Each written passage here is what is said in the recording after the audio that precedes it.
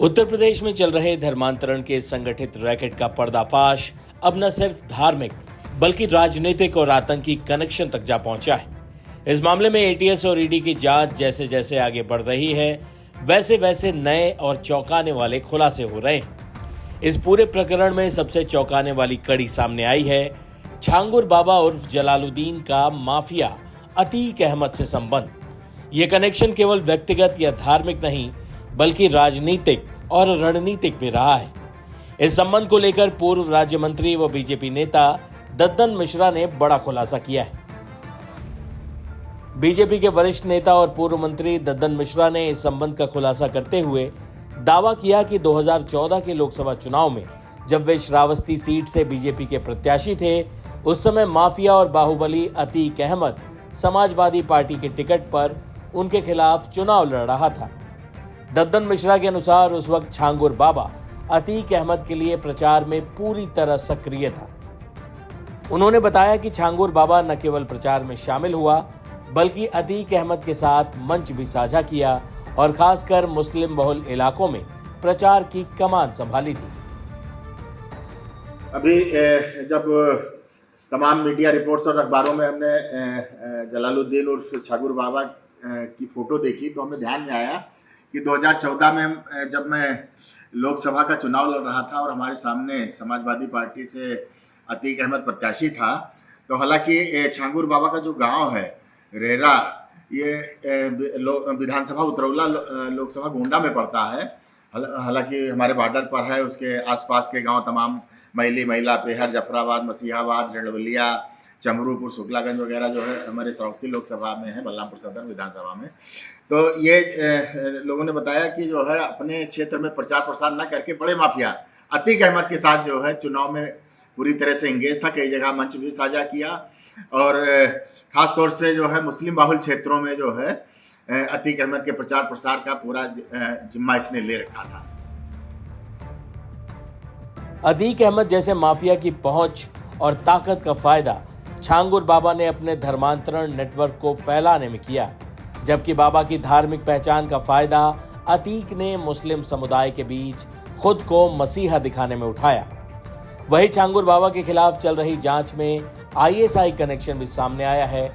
नेपाल की राजधानी काठमांडू में पाकिस्तानी दूतावास में आईएसआई एजेंटों की एक गुप्त बैठक में छांगुर बाबा के नेपाल नेटवर्क के जरिए संपर्क की कोशिश की गई थी। इस योजना का मकसद था गरीब और कमजोर हिंदू लड़कियों का ब्रेन वॉश कर धर्मांतरण कराया जाए, फिर नेपाल में उनका निकाह आईएसआई एजेंटों से करवा दिया जाए ताकि ये महिलाएं भारत में जासूसी नेटवर्क का हिस्सा बन जाए। ईडी और एटीएस की जांच अभी भी जारी है। अब तक 68 करोड़ की विदेशी फंडिंग, 18 बैंक खाते, 1000 से अधिक मुस्लिम युवकों को लव जिहाद के लिए फंडिंग और कोड वर्ड नेटवर्क जैसे कई चौंकाने वाले तथ्य सामने आ चुके हैं। जाते जाते हम आपको अपनी ग्राउंड रिपोर्ट के साथ छोड़े जाते हैं। साल 2011 तक गांव-गांव, घर-घर जाकर अंगूठियां बेचने वाला छांगुर बाबा आखिर कैसे छांगुर पीर बाबा बना? कैसे उसने करोड़ों का साम्राज्य खड़ा किया? कैसे उतरौला से यूएई तक पहुंचा? कैसे देश दुनिया में उसने अपना नेटवर्क बनाया? ये सब कुछ बताएंगे, लेकिन सबसे पहले आपको दिखाते हैं उसकी आलीशान वो कोठी जिस पे बुलडोजर की कार्रवाई पिछले 2 दिनों से हो रही है।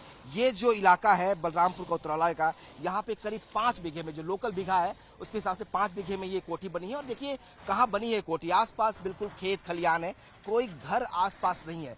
एक तरह से आप कहें कि बिराने में जो पीर चांद औलिया का मजार है उसके ठीक बगल में इसने जो है ये बड़ी सी कोठी बनवाई है। ये एंट्री गेट है, यहाँ पे आपको इस गेट के अंदर लेके चलते हैं। ये देखिए सामने जो तस्वीर दिखाई देगी, ये चांद औलिया पीर की दरगाह है और उसके ठीक बगल में इसने जो है ये निर्माण कराया।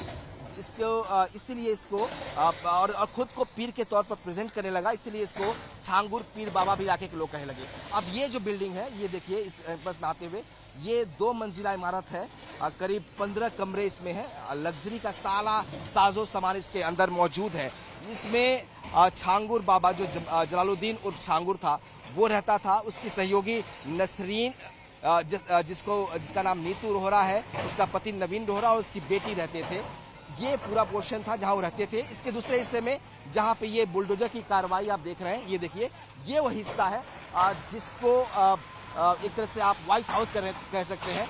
ये व्हाइट हाउस था जिसमें 40 कमरे थे, 150 से ज्यादा पंखे लगे हुए थे, सारी सुख सुविधाएं थी और ये अवैध निर्माण था क्योंकि ये सरकारी जमीन पर कब्जा करके बनाया गया था। यहाँ पर पिछले 2 दिनों से 8 बुलडोजर लगातार चल रहे हैं ताकि इसको ध्वस्त किया जाए। इस कोठी तक पहुंचने के लिए जो है वो उसने एक बकायदा सड़क का निर्माण भी कराया था। इसके ठीक पीछे जो है उसने एक अस्तबल बनाया था जिसमें घोड़े रखे जाते थे। उसके ठीक बगल में जो डॉगीज हैं, जर्मन शेफर्ड डॉगीज हैं, वो रखे जाते थे जिनकी संख्या 7 से 8 थी। अभी यहाँ पर बुलडोजर से उसे बुलडोज कर दिया गया है, लेकिन अब आपको उस इलाके में लेके चलते हैं, उस हिस्से में घर चलते हैं जहाँ पे वो खुद रहता था। ये देखिए 2 मंजिला ये मकान है, ये कोठी है जिसमें वो रहता था और नीतू नसरीन भी यहाँ पे रहती थी। कहा यह जाता है कि बचपन में इसके पिता की मौत हो गई थी और ननिहाल में इसका पूरा जीवन बीता था। बलरामपुर जिला से करीब 30 किलोमीटर दूर जो रहरा माफी गांव है, वहां पर यह पैदा हुआ था। यहाँ की आबादी करीब 3000 है और 50% मुस्लिम आबादी वाला ये हिस्सा है। देखिए इस घर के पहले हिस्से दिखाते हैं। ये देखिए एक बाउंड्री है और इसके अंदर जो है 4 कमरे जो है ये बने हुए हैं। ये उन लोगों के लिए है जो बाहर से आते थे, वो भी इन कमरों में रहते थे। सारी सुख सुविधाएं इस कमरों में थी। अभी जो सामान है वो सारे सामान बाहर निकाल दिए गए हैं क्योंकि जब पता चला कि यहाँ पर रेड हो सकती है तो वो फरार जब हुए तो सारे सामान को वहाँ पे छोड़ कर चले गए। अब हम आते हैं फर्स्ट फ्लोर पे। ये फर्स्ट फ्लोर है जहाँ पे एक बरामदा है आगे और फिर यहाँ से कब्रों की शुरुआत होती है। कहते हैं कि छांगुर पीर बाबा जो है यहाँ पे नीतू के साथ यही रहता था। उसका पति भी, नीतू का पति नवीन रोहरा भी यहाँ रहता था। यहाँ से आप एंट्री करते हैं और यहाँ पे आप देखेंगे तो जो पूरे सिक्योरिटी के लिहाज से पूरे बाउंड्री में पूरे जो कैंपस है उसमें कैमरे लगाए गए थे। उनका जो पूरी सिस्टम था वो यहाँ पर था, लेकिन कहा जा रहा है कि जब वो यहाँ से भागा तो उसने इस हिस्से को पूरा जो है DVR जो था कैमरे का वो लेकर चला गया ताकि पता न चल सके कि आखिर कौन कौन यहाँ से लोग आते हैं। अब हम इस हिस्से में एंट्री करते हैं। यहाँ पे बड़ा हॉल है बीच में, आप देखिए यहाँ पे जिस पे सोफे लगे हैं, टेबल्स लगाए गए हैं। जो लोग आते होंगे या गेस्ट के बैठने की जो व्यवस्था है वो ड्राइंग एरिया ये है। इसके बाद कमरे आपको दिखाते हैं। आप कमरों के अंदर आते हैं। इससे कहा जाता है कि ये छांगुर का वो कमरा था जिसमें वो खुद रहता था। एक बड़ा सा कमरा है ये। इसमें एक डबल बेड लगा हुआ है, आप देखिए।